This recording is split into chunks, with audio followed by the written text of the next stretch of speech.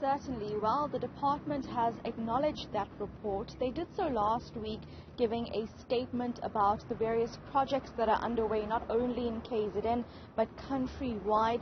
And today they further went on to explain that they have delivered Section 63 notices to some municipalities that have found to be wanting in terms of violating people's right to accessing water.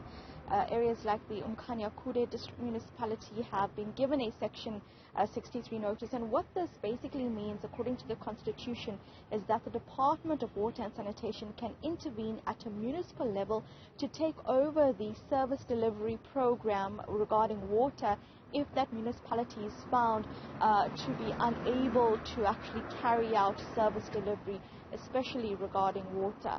But we have not seen that in all municipalities in KZN, where there is an obvious issue, a glaring issue. For example, in the Ugu district municipality, south of eThekwini, there have been water interruptions going on for years, to the point where some areas only see a water tanker once a month, but other than that they have to walk long distances to fetch water from storm drains or boreholes and use that water to fill up. It's often women and children that are the most impacted. We did raise all of these issues in the media engagement today, but the department really stuck to the books in terms of their responses, saying that they are obliged rather to take action against municipalities, and they are doing so in terms of the law. Various legal matters are underway at the courts, but they are waiting for final reports before they can publicize what actions they are taking. Take a listen to the Director General of the National Department about the interventions. But the problems generally are caused by a neglect of operation and maintenance, municipalities not budgeting sufficiently for maintenance and operation, municipalities not hiring the right staff with the required skills and qualifications to operate the systems, and also deficiencies in billing and revenue collection and high levels of non-revenue water, which result in insufficient revenue to pay for the required operation and maintenance.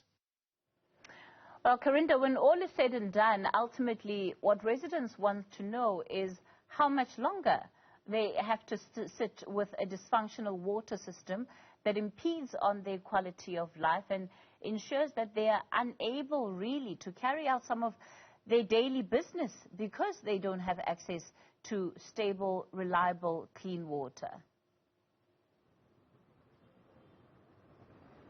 Indeed, Kathy, it's going to be much longer for many parts of the province. Today, for example, the minister announced that the Umkomazi water scheme would get underway finally. It's been a decade-long proposition with various delays because of funding at the cost of 23 billion rand. These are ultimately 2 dams that are going to be built at the Umkomazi River in the Midlands, providing water through Ngeni water to the coastal and Midlands parts of KZN. This is critical for municipalities, especially at the province's only metro, the eThekwini municipality, which has been struggling under the weight of damaged infrastructure. Just last week, we saw Durban North residents without water for more than a week. And at the same time, in many rural parts of eThekwini municipality, you see residents struggling to access water. The mayor says that in those areas, boreholes will be set up. And then he also says that the state security agency is now investigating alleged sabotage of water infrastructure.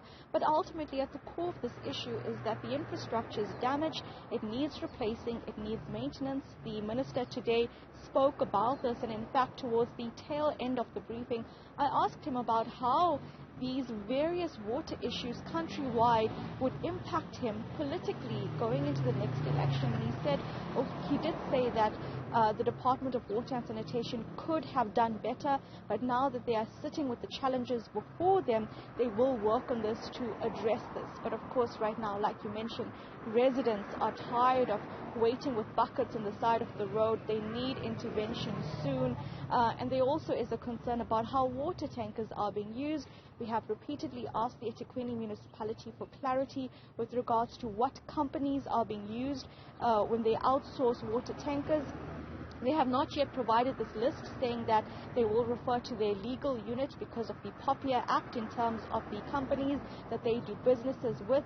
But there has been a cause of concern raised by the Human Rights Commission in that very same report about how municipalities are functioning amid this water crisis, with one of the commissioners alleging that some municipalities are using water tankers to further personal business interests. So the commission has really released many allegations and many concerns regarding water, a basic human right here in KZN, and how this is actually being managed.